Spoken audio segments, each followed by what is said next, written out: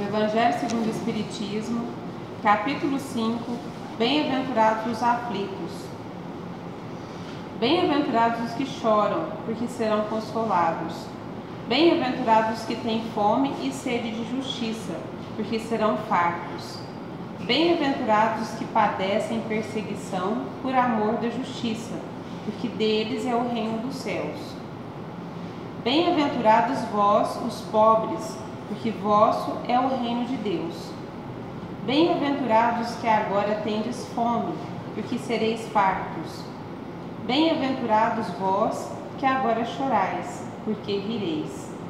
Mas ai de vós, ricos, porque tendes no mundo a vossa consolação. Ai de vós, os que estáis fartos, porque tereis fome. Ai de vós, os que agora rides, porque gemereis e chorareis. As compensações que Jesus promete aos aflitos da terra só podem realizar-se na vida futura. Sem a certeza do porvir, essas máximas seriam um contrassenso, ou mais ainda, seriam um engodo. Mesmo com essa certeza, compreende-se dificilmente a utilidade de sofrer para ser feliz. Disse que é para haver mais mérito, mas então se pergunta, por que uns sofrem mais do que os outros? Por que uns nascem na miséria e outros na opulência, sem nada terem feito para justificar essa posição? Porque para uns nada dá certo, enquanto para outros tudo parece sorrir? Mas o que ainda menos se compreende é ver os bens e os males tão desigualmente distribuídos entre o vício e a virtude. Ver homens virtuosos sofrer ao lado de malvados que prosperam. A fé no futuro pode consolar e proporcionar paciência, mas não explica essas anomalias que parecem desmentir a justiça de Deus. Entretanto, desde que se admite a existência de Deus, não é possível concebê-lo sem suas perfeições infinitas.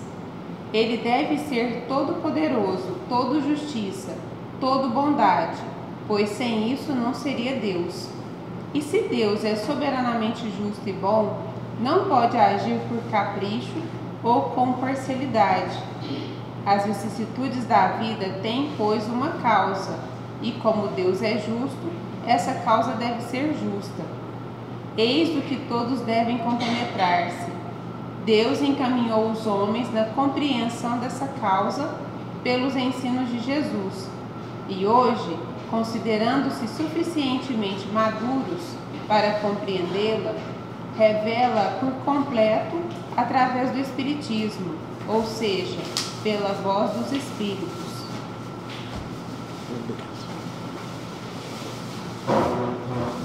Boa noite a todos.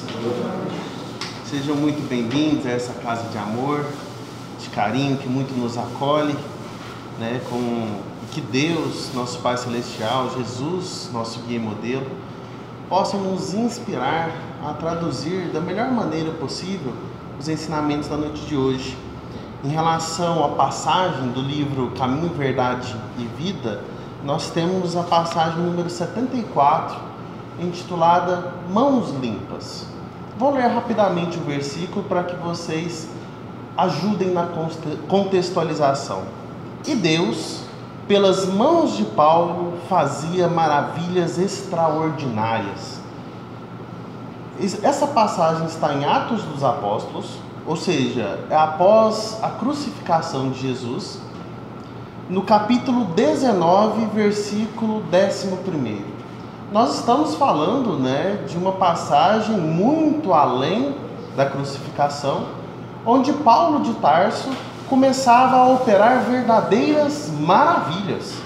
Coisas essas que a gente se esquece, a gente pensa, só existiam 12 apóstolos, Judas morreu, tirou a sua própria vida, foi substituído por Matias, e os 12 promulgaram a Boa Nova. Não. O cristianismo, como Boa Nova, se espalhou igual a erva daninha, erva daninha incontrolável. Nem o Capina Plus podia com ele. O cristianismo é uma renovação que não tem chance, ela espalha. E da forma que se espalha, às vezes os vasos em que a verdade preenche não são límpidos o suficiente para enxergar da maneira que se deve. Porque somos muitos que veriam pelos olhos de Paulo uma pessoa que nem contato com Cristo teve, porque às vezes desconhecia o contato que teve na estrada de Damasco. Paulo começou a perseguir os cristãos após a crucificação, com a morte de Estevão. É depois. Então, olha essa renovação que se deu com Paulo. E do nada, 19 capítulos depois, Paulo começa a operar milagres. Coisas essas que cristãos ou espíritas de berço não conseguem fazer. É um absurdo. Há de se chamar a atenção para os comentários de Emmanuel, porque quando você pega a leitura, o Toninho do Centro, ele tem um cuidado conosco palestrante, manda a mensagem uma semana antes, para a gente meditar, para a gente refletir. Eu olhei Mãos Limpas, eu pensei, Emmanuel vai tratar de Pilatos, lavou as mãos. Não, dos hábitos dos fariseus. Não, ele vem falar justamente sobre Paulo, operando maravilhas. Isso me chamou a atenção, porque se a gente for pensar Paulo operando maravilhas sem ouvir uma palavra da carne do Cristo, como isso era possível? Muitos de nós pensam, e tem muitos espíritas que ficam apenas no ensinamento evangélico, O que Jesus disse que tem poder, mas Paulo não tinha. Como é que ele conseguia operar milagres? E aí a gente vai perceber que Deus é tão grande, como na própria leitura de Kardec nos diz, que é soberanamente justo e bom, onipotente, eterno. Desde o princípio ele nos dá conteúdo, condições, clareza e conhecimento, para que os atentos percebam o caminho, que tudo na vida é um processo. Hoje, quando vocês acordaram, o que vocês fizeram? Vocês podem pensar, a primeira coisa que eu fiz foi abrir os olhos. Claro, tem pessoas que abrem os olhos, levantam e vão tomar café. Outras escolhem escovar os dentes, tomar um banho, para depois se dirigir ao serviço ou ao estudo. Tudo na vida é um processo. É preciso antes refletir, pensar para não falar bobagem. Da mesma forma, nós vamos perceber que Paulo não era uma pessoa qualquer. E quando eu digo não era uma pessoa qualquer, ele detinha os conhecimentos da lei mosaica.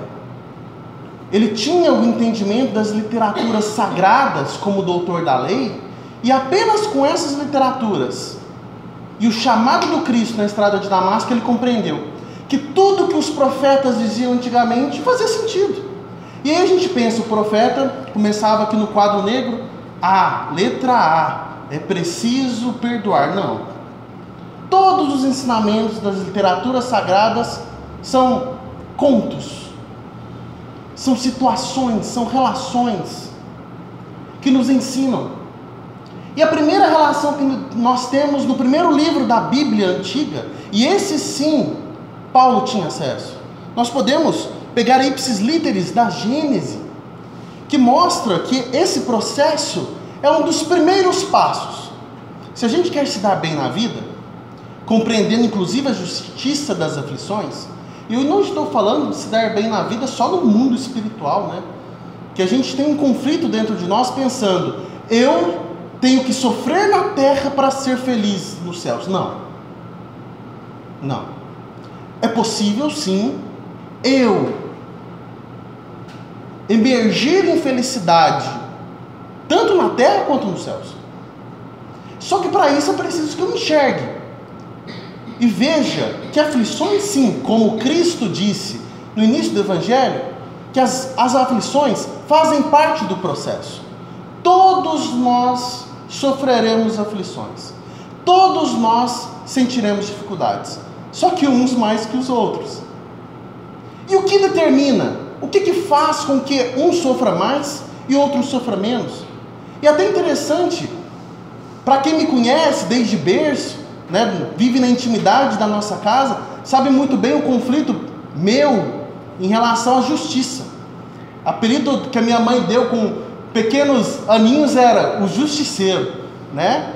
Porque vinha um copo de suco um pouquinho maior, irmão gêmeo, então tem que ser a mesma quantidade. E não era só com a gente, era com todos ao nosso derredor. Justiça, justiça, justiça. E eu olhava para as situações da vida ao nosso derredor. Onde está Deus, o soberanamente justo e bom, que permite que uns sofram mais e outros sofram menos? Mas quando a gente lida com o Evangelho e a gente observa as palavras de Jesus, a gente começa a perceber que Ele promete algumas coisas. E uma das promessas é que Ele promete vida em abundância. E não só isso, Ele promete também momentos pontuais de aflição. Não é para eu sofrer todo dia. Ele não prometeu que todo dia você vai acordar, você vai sofrer. Todo dia você vai ter prejuízo, todo dia você vai ter tristeza. Jesus não prometeu nada disso. E como é que a gente faz então para ser os bem-aventurados, os afortunados, para termos menos aflições, para sofrermos menos na terra? Existe todo um processo. Processo esse que Paulo seguiu, pouco a pouco, que eu anotei aqui nas minhas reflexões. Eu acredito que dê 7 passos. 7 passos para que a minha vida seja menos aflituosa, conflituosa, e que a gente comece a operar milagres. Eu digo isso pelas análises que eu vi das personificações do Evangelho. Tomara que eu consiga fazê-las, né? Então estou expondo mediante as minhas reflexões. Mas a primeira é a compreensão do processo. E no processo divino, no livro Gênesis, primeiro livro da Bíblia, nós vamos observar como é que Deus cria as coisas. Olha só, ipsis literis, está no Gênesis capítulo 1, versículo 1. No princípio criou Deus os céus e a terra, porém, estava sem forma e vazia. Havia trevas sobre a face do abismo, e o Espírito de Deus pairava por sobre as águas. A primeira coisa que Deus faz é: disse Deus, haja luz, e houve luz.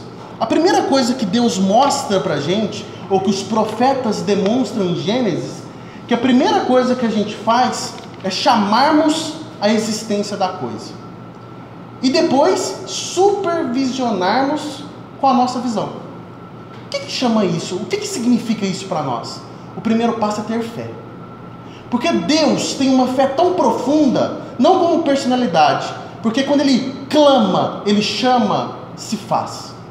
E olhem só, depois Ele visualiza, Ele comprova, porque está aqui no versículo 5: chamou Deus a luz, dia e as trevas, e viu Deus que a luz era boa, e viu. A gente supervisiona os nossos passos, a gente reflete sobre os nossos passos. A fé não é uma fé cega. Em Gênesis já mostrava como é que Deus fazia as coisas, como é que o processo de Deus se dá sobre a sua supervisão. Então a primeira coisa é fé, e o segundo passo é a supervisão. Visualizar sobre o que desejamos e como desejamos de forma racional. É preciso acreditar em Deus. E não obstante, nós temos Kardec falando que uma das premissas para que aceitemos menos aflições é fé no futuro. É a crença racional de onde eu estarei mediante os meus próprios atos. É a reflexão sobre cada um dos meus passos. Mas não obstante disso, pensando que tudo isso é um primeiro passo, nós temos que observar que Jesus complementa. Aqui a gente está fazendo uma sopa de letrinhas que Haroldo diz que é um midrash. O que é um midrash? A gente vai no Velho Testamento, vai no Evangelho, e a gente vai percebendo que tudo conversa entre si, tudo se complementa. Olha o que Jesus diz em Mateus capítulo 16, versículo 26. Que adianta o homem ganhar o mundo e perder a alma? E aí a gente começa a compreender o segundo passo. Primeiro é esse processo de compreender a necessidade de ter fé raciocinada. O segundo passo seria o estabelecimento de prioridades. Porque em relação ao que Jesus diz, o reino de Deus deve vir primeiro em cada uma das nossas ações, em cada uma dos nossos pensamentos. Se nós não estamos pensando, uma coisa que eu aprendi na minha família, né, pra gente brigar menos, a gente junta, né, as pessoas. Se eu estou tendo uma dissensão com meu irmão, é mais fácil que eu imagine que Jesus está presente, porque Jesus estando presente, eu não vou falar o que não deve. Quando eu estabeleço prioridades e coloco a divindade em primeiro lugar, Deus em primeiro lugar, o bem em primeiro lugar, naturalmente eu estou avançando mais um passo no degrau do entendimento, ao ponto que talentos me serão ofertados, como para Paulo foi. Mas não obstante disso, é uma caminhada, é uma trajetória. É preciso que eu compreenda que o reino de Deus é uma grande de uma escalada ou então uma descida, em que eu faço observando cada uma das escuridões que existem dentro do meu coração. Porque, em terceiro ponto, que a gente observa na leitura de Gênesis, perceba que a gente está bem profundamente na Bíblia, porque foi um dos pensamentos que eu tive. Gente, Paulo não teve contato com as palavras de Jesus. Quais foram os contatos que ele teve? E eu pensei, eu tenho que pensar no Velho Testamento, para me visualizar pelo olhar de Paulo. Sei que falta muito ainda, mas por que não experimentar? E nesse sentido, qual é a primeira coisa que Deus faz, que Deus cria? Nos versículos de Gênesis, que haja luz, mostrando que mais um passo para que eu tenha sucesso em qualquer área da minha vida, seja na área emocional sobre essa terra, com os meus relacionamentos, no meu trabalho, na minha vida amorosa, afetiva, em relação à universidade, aos meus estudos, é preciso que eu tenha clareza, é preciso que eu traga luz para tudo onde há trevas. Até anotei uma parte bonita que tem lá na Gênesis, fantástica, que mostra para a gente, para que as coisas sejam bem feitas, é preciso possuir luz. E são muitas as pessoas, eu quero ter um casamento feliz, mas não sabe nem o que é casar, não procura saber nem com os pais, nem com os colegas. Eu quero ter filhos, mas não se aventura a observar o que é uma maternidade, uma amamentação. Eu quero ser cristão, mas não sabe o que os cristãos realmente sofreram, os martírios que é preciso lidar, os martírios modernos, porque hoje ninguém vai ser jogado aos leões num coliseu mais, mas existem várias formas de ser martirizado ainda sobre essa terra, e é sobre essas formas que precisamos falar. É preciso trazer clareza, é preciso conhecer, é preciso ir em encontro, em busca de conhecimento, mediante qualquer ação que eu venha realizar. Porque se eu conheço, a chance de eu me equivocar, de eu me enganar ou ser enganado é muito menor. Se eu estudo o Espiritismo, é muito mais difícil de um espírito obsessor me pegar pela perna, de me enganar, ou de um médium, como vemos vários escândalos, seja em Goiás ou em qualquer lugar, de pessoas que se aproveitam. Onde há luz, não há espaço para mentira, não há espaço para as trevas. Mas é um esforço que eu preciso dar, eu espírito, ir em busca do conhecimento. E até aqui o momento nós não estamos falando nada. Deus deu a Paulo a maravilha da profecia. Não. Aqui estamos falando passos que qualquer um aqui consegue. Qualquer um. Podemos ir um pouco além. Olha só, se a gente for observar em relação à luz, quanto mais conhecimento eu tenho, mais fácil de eu ser assertivo, até na conversa, na discussão que eu tenho.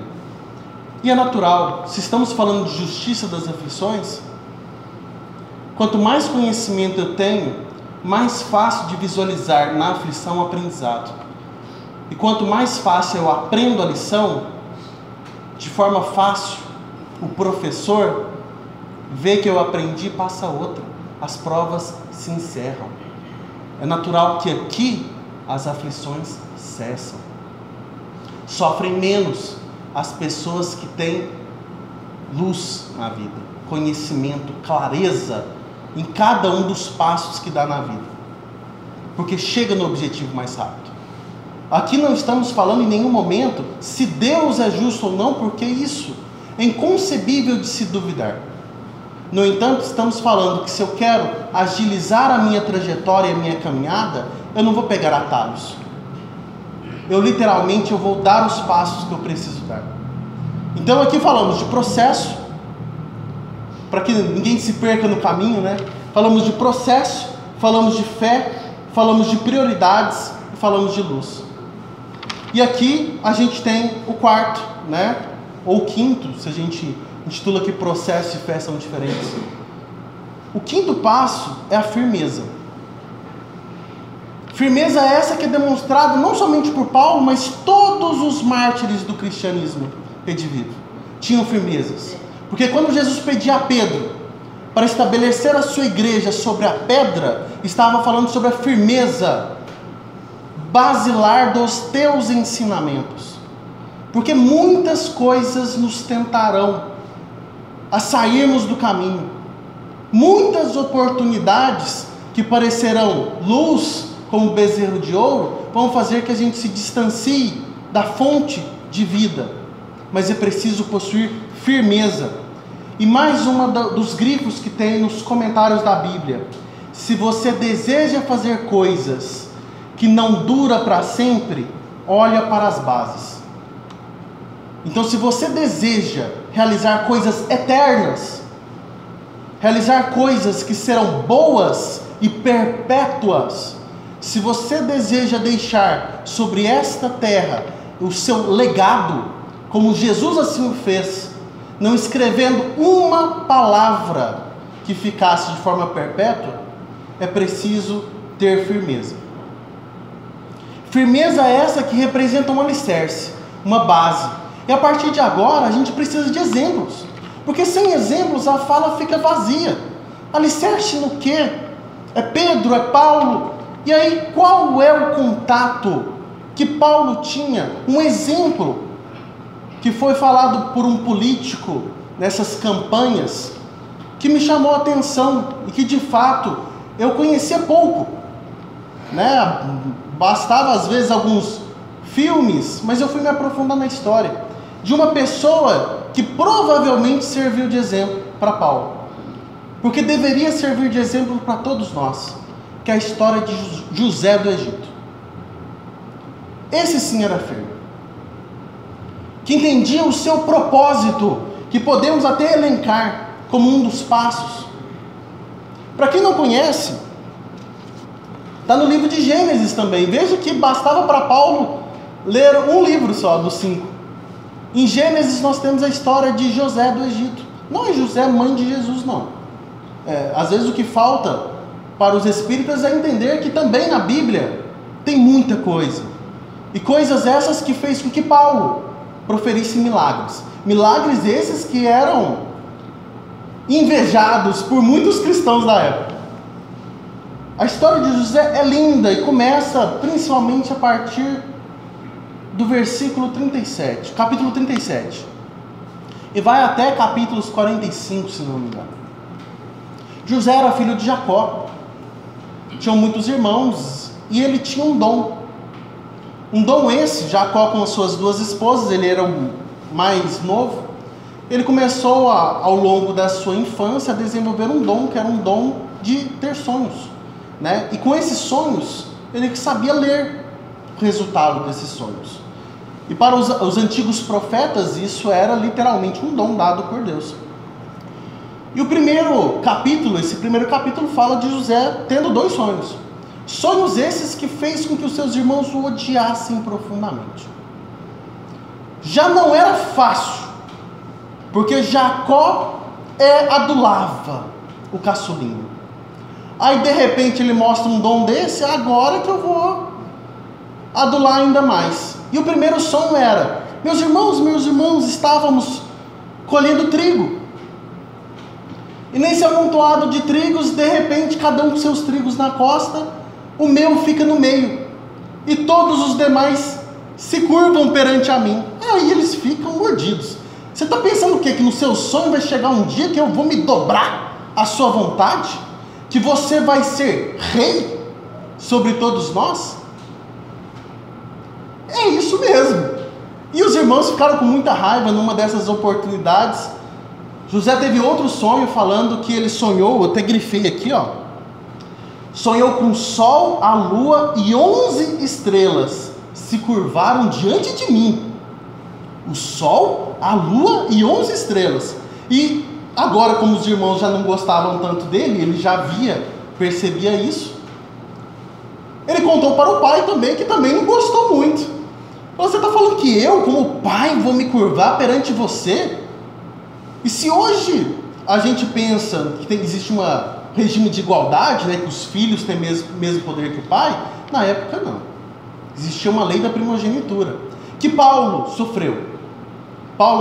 Paulo já entendia os exemplos de Jesus. Mas mesmo assim, no livro Paulo e Estevão, quando ele volta a pedido de Pedro para sua casa e vê o pai falando horrores para ele, ele lembra da lei da primogenitura e abaixa a cabeça. Para pai, a gente nunca fala que pai está errado.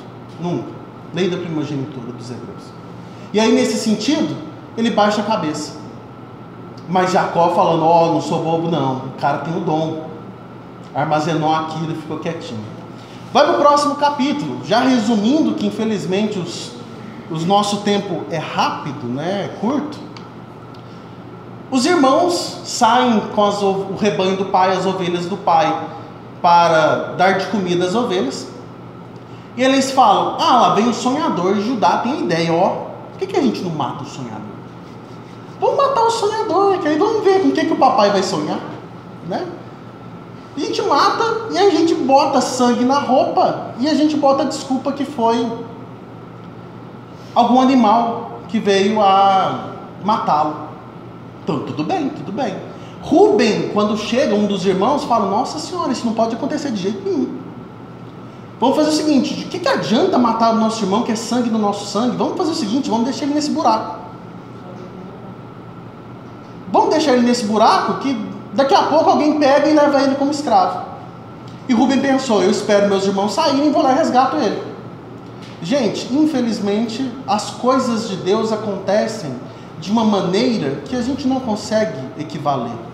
Nem hoje, imagina na época. Rubem sai para tentar angariar reforços, buscar uma corda para resgatar seu irmão do buraco. E de repente, ismaelitas chegam, que comercializavam escravos, chegam e Judá tem uma excelente ideia, uma brilhante ideia. Olha, Rubem tem razão. Se a gente vender ele, ou se a gente matar ele, vai ser muito ruim, que é sangue do nosso sangue. A lei de Deus pode vir contra mim. Vamos fazer o seguinte? Vamos chamar os mercadores e vamos vender. Bom que a gente ganha um dinheirinho excelente. E assim, quando Rubem voltou, José já tinha sido vendido. E foram muitas as situações. Perceba que em nenhum momento José declinou do seu propósito. E ainda assim, quando ele é vendido, quem compra-o é Potifar, um egípcio. E esse Potifar começa a perceber em José uma excelente pessoa, uma pessoa forte, uma pessoa com alicerce, uma pessoa com base, uma pessoa honesta. E para os empresários de plantão, sabe o tanto que é difícil encontrar uma pessoa honesta para trabalhar. Não procuramos nem pessoas competentes, pessoas honestas. E na época ainda era mais difícil. E de repente José era um escravo que foi chamado a morar junto com Potifar. Um escravo que era da confiança de Potifar. Ele deixava quase tudo nas mãos de José.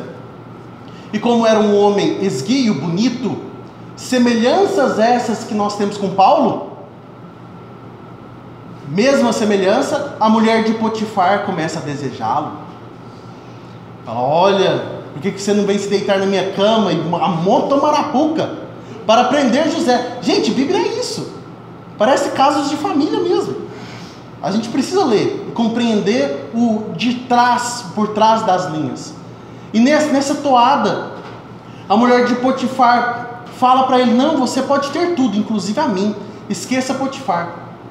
Naturalmente, lembrando dos desígnios de Deus, lembrando dos ensinamentos que Jacó, seu pai, já tinha passado, sabia que se envolver com uma mulher adúltera era pecado, era contra a lei de Deus, e fala: não posso fazer isso, meu Deus não permite. E aí, a mulher de Potifar, que na Bíblia não tem seu nome, fala para Potifar, monta uma arapuca da mesma forma que os irmãos, e fala: olha, José me agarrou, a prova está aqui, a túnica dele na minha cama, me agarrou à força e eu consegui fugir nos últimos instantes. E Potifar, com raiva, o prende. Pensa, uma pessoa injustiçada mais uma vez é preso no Egito, e por incrível que pareça, por não ter feito nada, tinha sido jogado numa cova, e ainda não feito nada, agora tinha sido jogado numa prisão, esperando sua execução. Em algum momento as pessoas se lembrariam dele e o executariam. E aí entra o rei do Egito. O rei do Egito, ele ficou nervoso com uma determinada situação, que pessoas não conseguiam descobrir o seu sonho, e começa a observar tanto o padeiro quanto o copeiro cochichando, pensando que eles estavam desditando o rei. Histórias dizem que estavam mesmo, mas o rei nervoso coloca os dois na cadeia, na mesma cela que José. E na mesma cela que José, eles dormem, acordam no outro dia com sonhos. Que maravilha, né? Estavam numa cela que tinha uma pessoa que lia sonhos. E num desses sonhos, o copeiro fala: olha, eu tive sonhos, eu estava à beira de uma parreira. E nessa parreira tinha 3 galhos. À medida que os galhos quebravam, eu pegava um cálice de vinho e dava para o rei. E aí José fala: realmente, eu consigo ler o seu sonho. Cada galho representa um dia. E a cada dia que se passa aqui na prisão, você precisa refletir sobre o que você fez e você será solto. E você sendo solto, você voltará às suas atividades, voltará a servir ao rei. E aí a pessoa fica feliz. Copeiro, que maravilha, vou ser solto. E aí o padeiro, assim, com um pouco de inveja, fala: ah, então eu vou te contar meu sonho.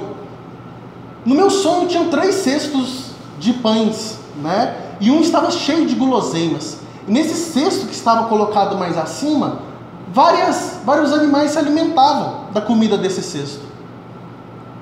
E o que isso representa? Sim, representa que cada cesto de pão representa um dia.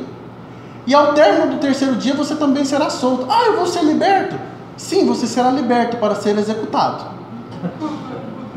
E o padeiro fica nervosíssimo, não concorda. E José fala para os dois: olha, eu estou contando esses sonhos, mas eu peço para vocês uma coisa. Eu peço para que vocês se lembrem de mim e peçam ao rei que me solte, porque eu sou inocente, eu não fiz nada para estar aqui. Eu vim ao Egito pela primeira vez como escravo e não fiz nada de mal para estar preso.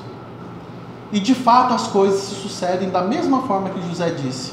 Mas o copeiro, sendo solto, nem lembrou de José.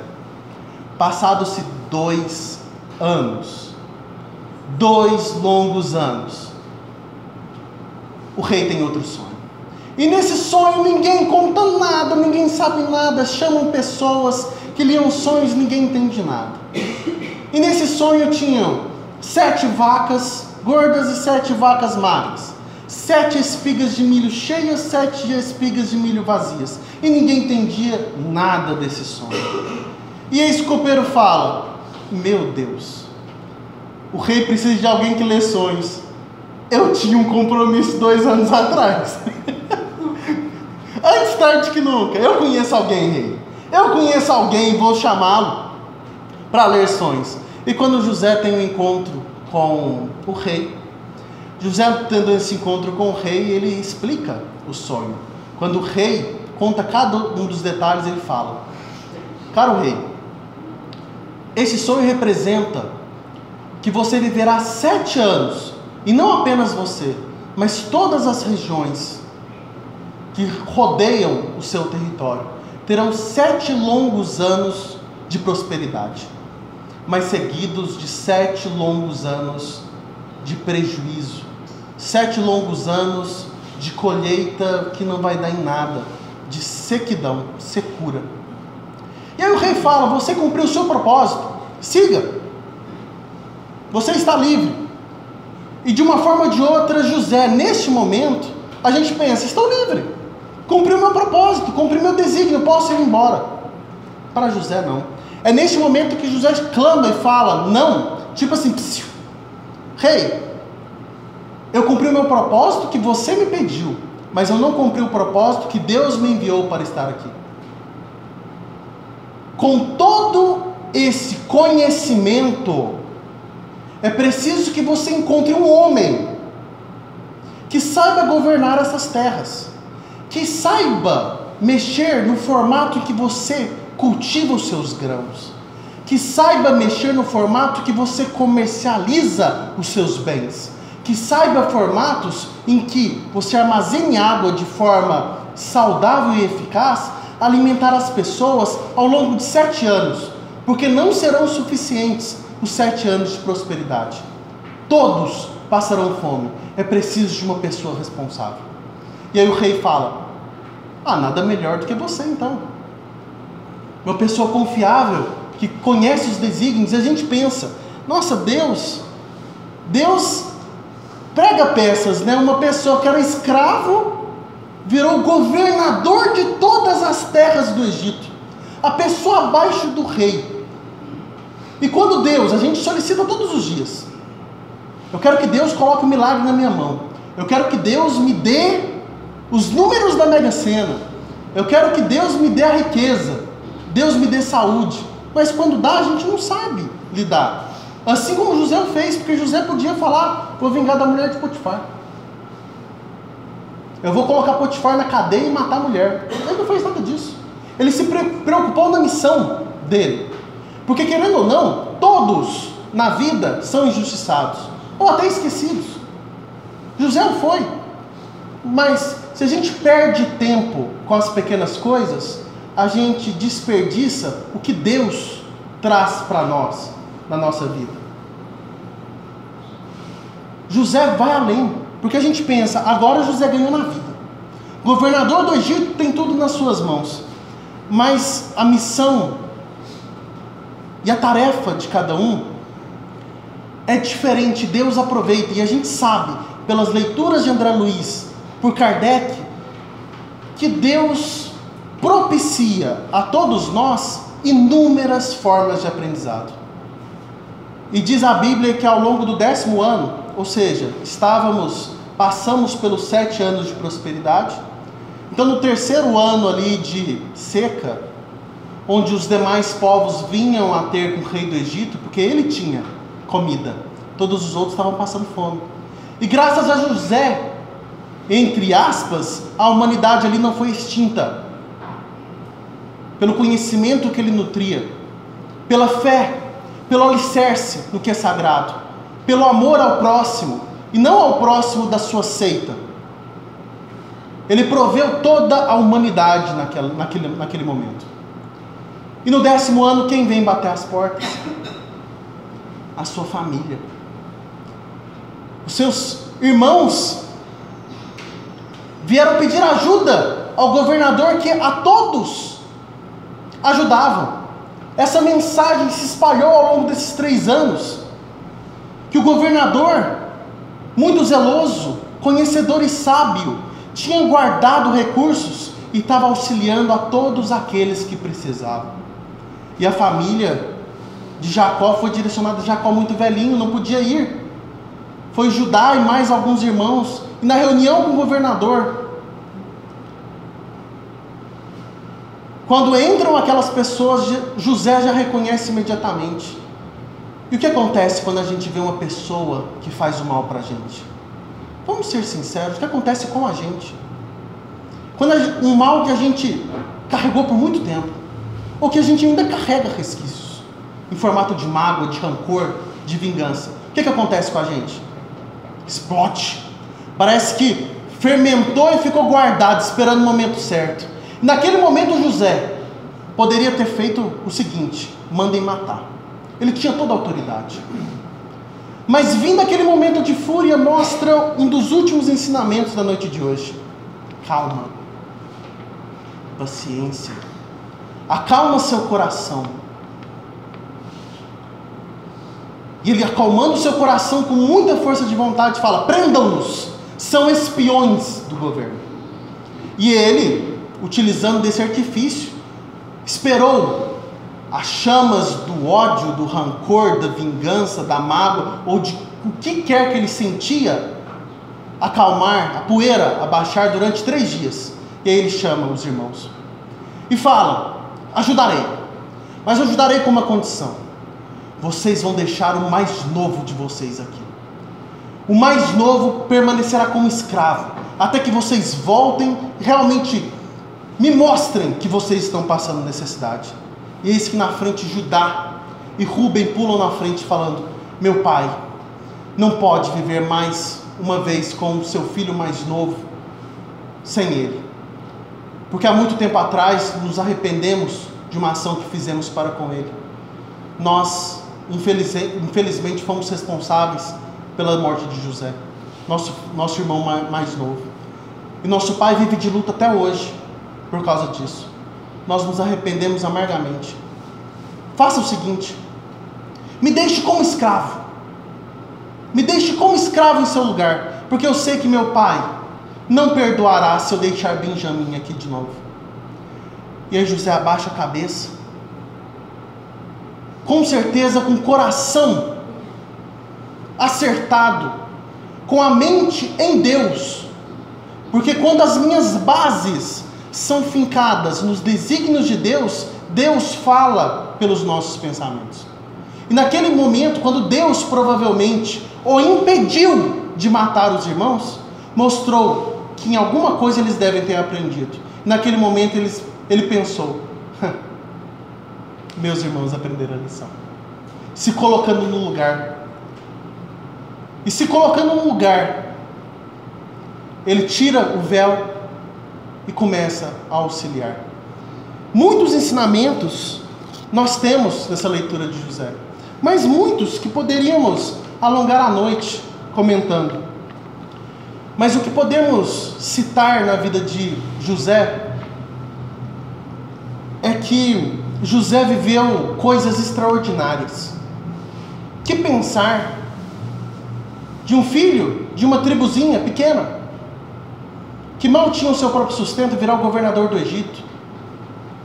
Que pensar de José? Ou que pensar se Moisés tivesse pensado como José?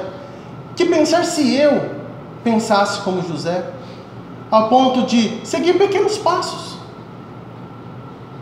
Assim como Paulo seguiu cada um dos passos com Pedro, é preciso que eu permita viver coisas extraordinárias. E eu só vou me permitir viver coisas extraordinárias a partir do momento que eu entenda o caminho que eu preciso percorrer. E não maldiga ele. Se é um caminho igual José, uma cova, uma mulher renegada, injustiças, ingratidões de um copeiro, que eu faça isso olhando para frente, não buscando retaliações. Até porque José não tinha tempo para revidar nenhuma dessas coisas, porque ele foi viver o que Deus tinha planejado para ele.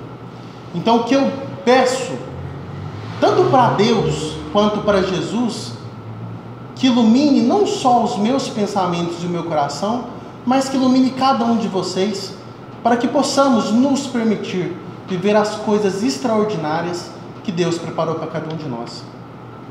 E que assim tenhamos mãos limpas, e que os milagres possam aparecer através das nossas mãos. Que Jesus abençoe cada um de nós.